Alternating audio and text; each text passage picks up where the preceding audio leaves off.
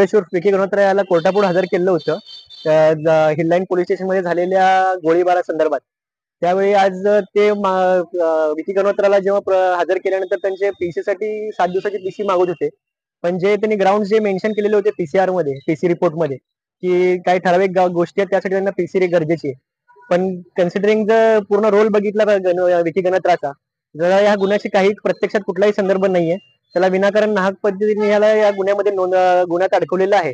आता पुढच्या वेळी आता मी कोर्टाला तशा प्रकारे आम्ही युक्तिवाद केलेला आहे की त्याला पुढच्या पीसीची गरज नाहीये, पीसी कस्टडी देण्यासाठी. त्यामुळे आता कोर्टाला रिक्वेस्ट करून 14 दिवसांपर्यंत त्याला कस्टडी देऊन नंतर त्याला एमसीआर करण्यात यावं ही रिक्वेस्ट केलेली आहे कोर्टाला.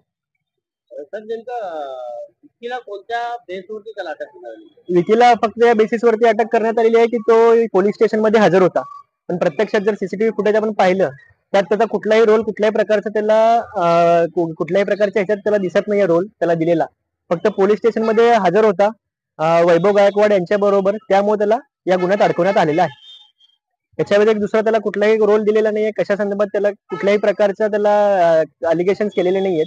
त्याच्यामुळे त्याला नाहक पद्धतीने या गुन्ह्यात नोंदवलेला आहे आणि त्यासाठी त्याला आम्ही त्याप्रमाणे पुढे एमसीआर झाल्यानंतर अप्रोप्रिएट स्टेप्स घेऊयात कोर्टात पुढे जामिनाच्या उद्देशाने.